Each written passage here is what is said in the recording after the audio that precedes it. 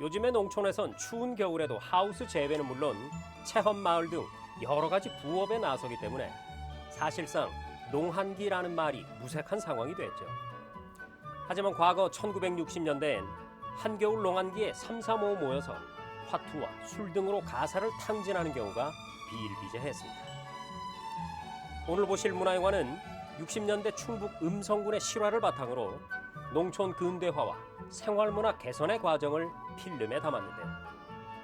당시 농촌 지도사와 생활 지도사 두 남녀 지도사의 헌신적인 노력으로 개천가 유휴지와 황무지를 개간하고 근대화된 영농, 축산 기술을 도입하는 등 농한기면 놀기 바빴던 농촌 마을이 성실한 땀방울로 부자 마을이 되는 과정이 고스란히 담겨 있습니다.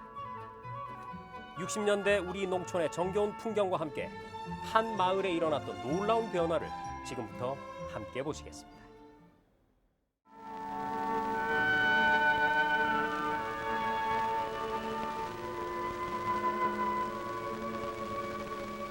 이것이 이태전의 우리 마을입니다. 우리 마을은 너무나 가난했었죠. 오랜 가난에 시달려온 우리 마을 사람들은 해마다 되풀이되는 가난이 그저 타고난 팔자이려니만 생각하고 막연한 하루하루를 보내왔습니다.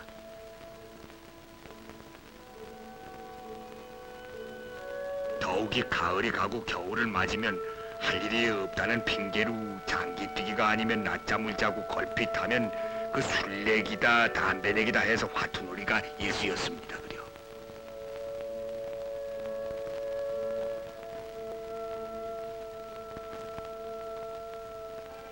화투놀이 끝에는 항상 술집이 떠들썩했고 한 해 양식도 못 되는 쌀에서 술값을 마련하고 노름돈을 마련하자니 자연 가정불화가 잦을 수밖에요. 그뿐이겠습니까? 여러 사람을 결단낸 도박은 해마다 늘어갔습니다. 그러나 이런 마을의 실정을 걱정하는 사람은 이장님과 농촌지도소장님 그리고 상철이라는 젊은이뿐이었습니다. 매일같이 노름판을 찾아다니면서 만류해봤으나 소교의 경일 띄었습니다. 심지어 그 김서방이란 자는 화를 벌컥 내면서 하는 말이 아니 여보, 왜 남의 살림살이까지 간섭하러 드는 거요? 아 봄부터 가을까지 죽두르기 일을 해왔으면 그만이지 벽을 안 치시면 어떻소? 아 어떻단 말이오? 나온 이렇게까지 말하는 것이 아니겠습니까? 이러던 어느 날 밤이었습니다.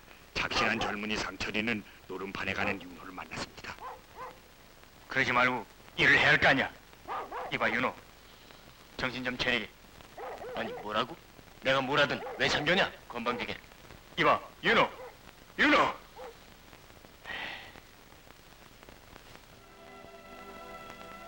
며칠 후 이장님의 주선으로 동리 사람들이 한자리에 모여서 스스로가 지금까지의 일을 반성해보는 기회를 갖게 됐습니다. 우리는 일해야 합니다. 놀기 때문에 우리는 가난하고 놀기 때문에 이런 불상사가 일어난 것입니다. 아무리 농한기라 할지라도 일을 해야 합니다. 놀았어야 되겠습니까? 이장님, 일을 하면 잘 살게 되는 거 알지만 이 추운 겨울에 뭘 합니까? 또 뭐 할 게 있습니까? 왜 할 일이 없습니까? 가마일 짜고 새끼를 꼬는 것은 이게 아닌가요? 할 일은 얼마든지 있습니다. 이렇게 마을을 위해서 애쓰고 있는 이장님의 간곡한 말에 마을 사람들은 부지런히 일할 것을 다짐하면서 지금까지 소홀히 여겨왔던 우리 군의 농촌 지도소의 지도를 착실히 밟기로 했답니다.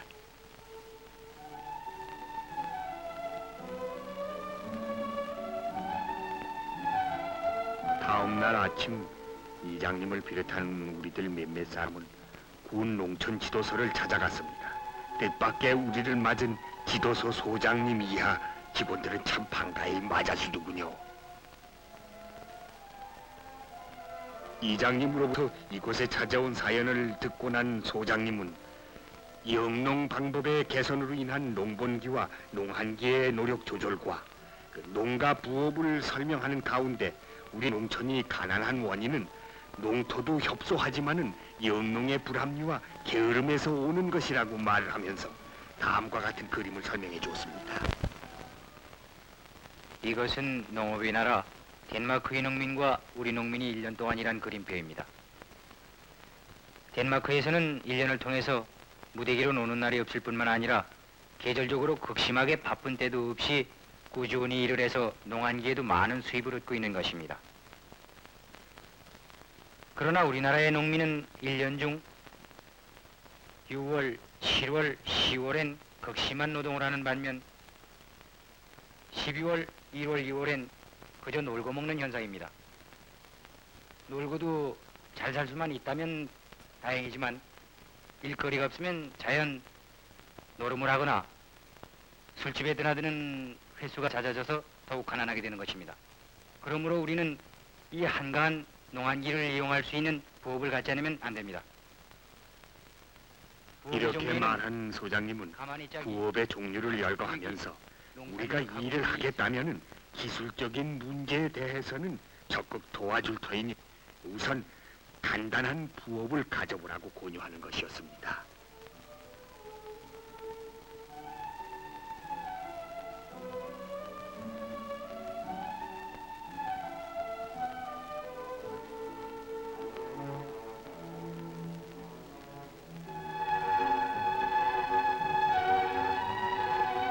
소장님의 말에 힘을 입어 일할 것을 결심을 하고 지도서를 나오긴 했으나 우선 가마니를 짭 새끼를 꼰다손 치더라도 가만히 틀 새끼틀은 어떻게 마련을 하고 가축들이 어떻게 얻어질 것인가가 문제였었죠. 구구한 의견들이 오고 간 끝에 이장님과 상철이는 나중에 마을 사람들에게서 살림이 좀 펴지면 이자 없이 그대로 받기로 하고 각각 쌀 5가마씩을 내기로 했습니다. 아, 이게 얼마나 고마운 일이었겠습니까?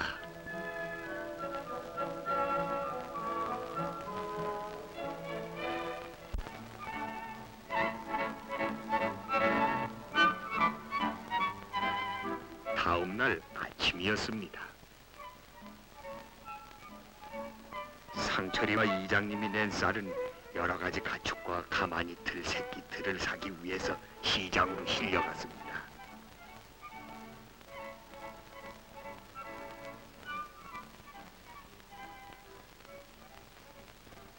이것을 바라본 마을 사람들의 기쁨은 말할 수가 없었죠.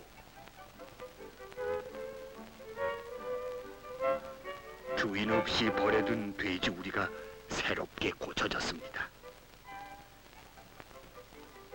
어떤 집에서는 토끼장을 만들고 또 어떤 집에서는 닭장도 수리해서 그뿐이겠습니까? 광 속에 오래 묵혀두었던 새끼 틀이며 가만히 틀 손질도 있죠.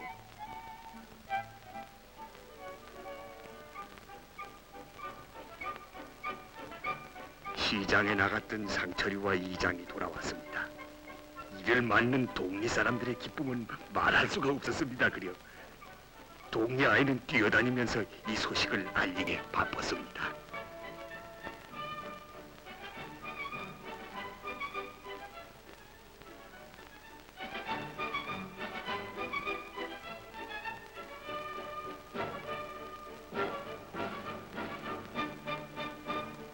실려온 가축과 농기구는 마을 사람들의 희망에 따라서 붕괴가 됐습니다.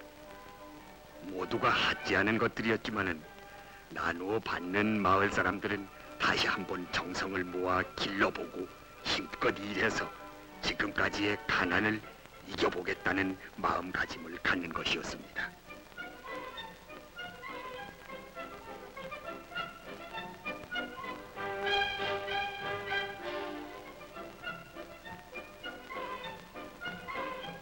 새로 지은 축사는 새 주인을 맞이했습니다. 마을 사람들의 가슴에는 흐뭇한 느낌이 감돌긴 했지만은 어딘지 모르게 걱정의 빛도 엿보였습니다. 아무 탈이 없이 잘 커주기를 바라는 마음에서였겠죠. 시간이 흐를수록 가축들은 커갔습니다. 극히 적으나마 노력의 결과로 수입도 늘었답니다. 그리고 사람들의 마음도 살쪄갔습니다.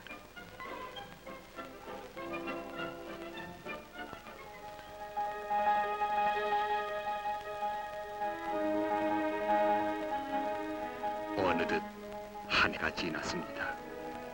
지난날의 나태한 모습은 사라져갔습니다.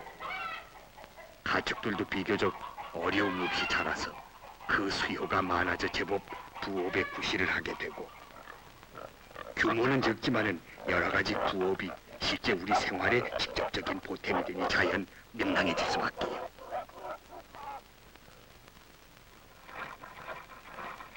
상철이 집에서는 항상 온 식구가 노는 사람 없이 가마니를 치고 새끼를 꼬아 많은 수입을 올렸습니다. 그러던 어느 날 이장님과 김서방이 상철이를 찾아왔습니다. 그래요. 상철이 뭐라나? 아유, 어서 들어오세요.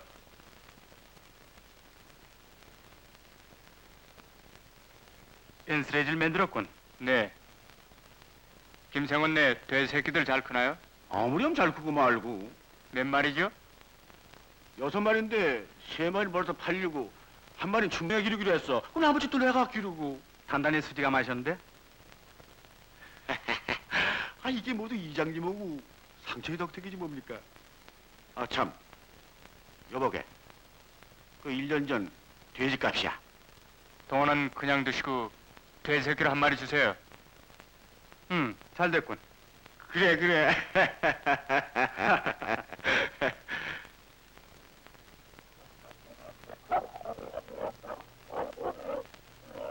어서 가져가게. 동원은 가만히 팔아서 드릴게요. 그래, 어서 가져가. 안녕히 계세요. 응. 아버지? 왜? 오늘은 알을 3개나 더 났어요. 그래야지. 예. 저도 한 마리 주세요. 응? 내가 키우려고 했더니 다 뺏기는군 그래. 그 대신 돈이 생기지 않아요? 그렇지.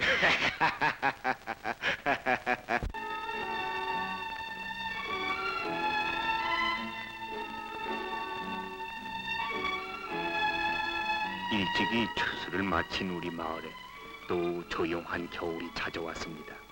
그저 팔자 타령만 하던 마을 사람들의 살림은 늘어나 자녀들의 진학률도 부쩍 높아졌습니다.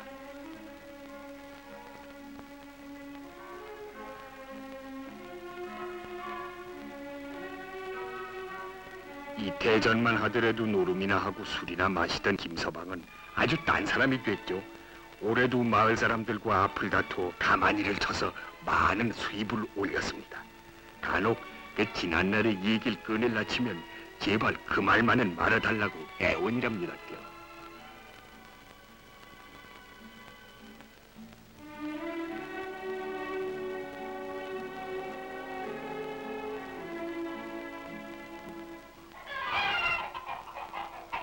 그리고 김서방 딸 분이는 지난 여름에 병으로 많은 닭이 희생되긴 했으나 정성을 모아 기른 닭이 50마리가 넘는다나요? 제 혼숙감은 모두 제 손으로 장만한다지 뭡니까?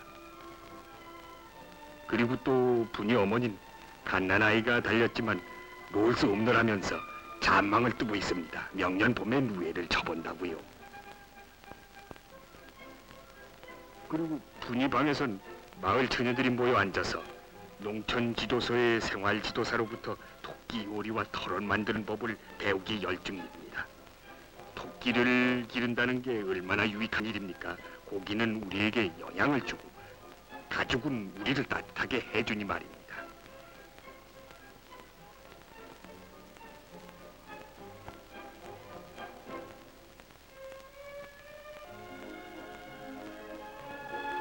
이장님은 동일로 분주 한 틈을 타서 절간 고구마를 만들고 있어 가을에 거둔 고구마를 저장해 두었다가 이것을 썰어 말려 팔면 그 수입이 대단하답니다. 그래요.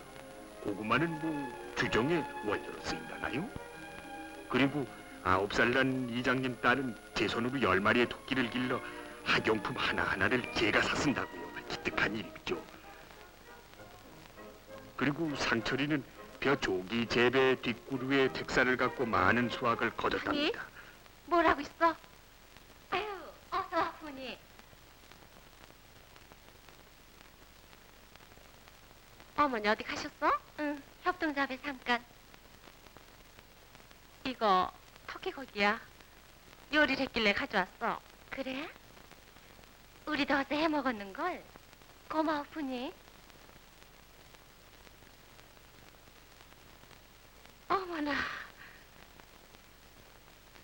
아유, 참 이쁜데. 택사가 벌써 다 말랐어? 다 말랐어. 조금만 머리를 쓰면 이렇게 생각지도 않은 수입을 얻을 수 있는 거야. 우리 아버지도 내년부턴 심어보시겠대. 그럼 분이 헌숙감이 하나 더 늘겠는걸? 몰라. 부업이 활발해지고 부지런히 일한 보람으로 수입이 늘어 동리 사람들의 구매력도 차차 커갔습니다. 우리 마을 협동조합 구판장은 더 분주해졌죠. 집에서 해온 물건들이 농기구 또는 생활 필수품과 교환이 되고 또 현금과 바뀔 때마다 마을 사람들은 또 다른 삶의 설계를 그렸습니다. 이태전만 하더라도 어디 이랬습니까? 하지 않은 성냥 한 가구를 살려 해도 그 넉넉지 못한 곡식에 의존하지 않았습니까?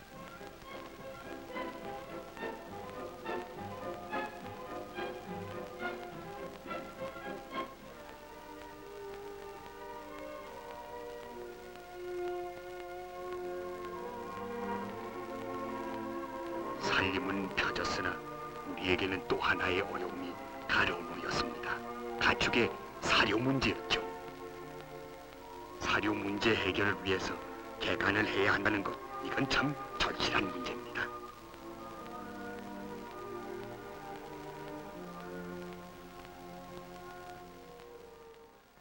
우리 마을이 이렇게 잘 사는 마을이 되리라고는 누가 믿었겠습니까? 이것이 모두 여러분의 노력하신 결과입니다. 그러나 우리는 아직 사료 문제 해결을 보지 못하고 있어.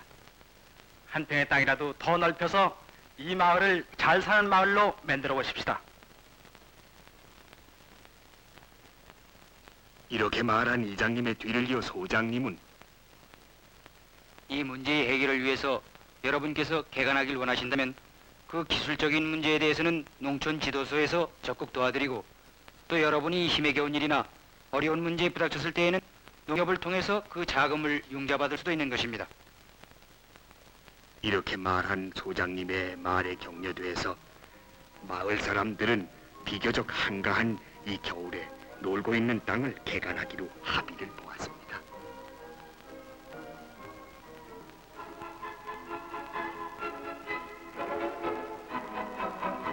다음 날 아침 일찍부터 집집마다 한 사람 혹은 두 사람씩 나와 개간 작업은 시작됐습니다. 이날 우리가 개간한다는 소식을 전해들은 도농촌진흥원장님과 군수영감님도 이 자리에 나와서 우리를 격려해 주었답니다.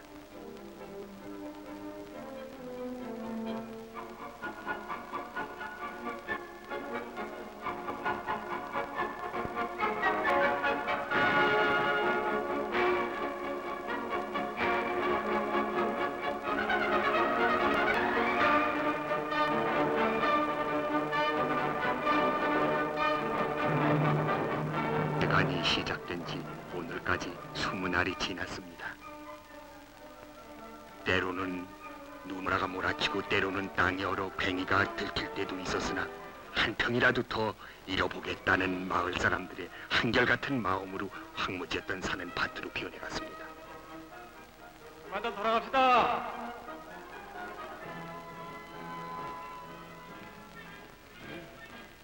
내려갑시다.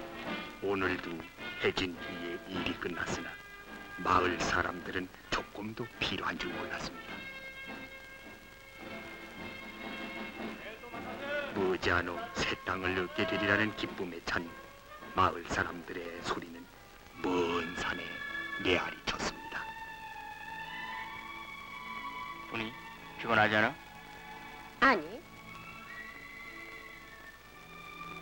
나 분이에게 줄 게 하나 있는데. 뭔데?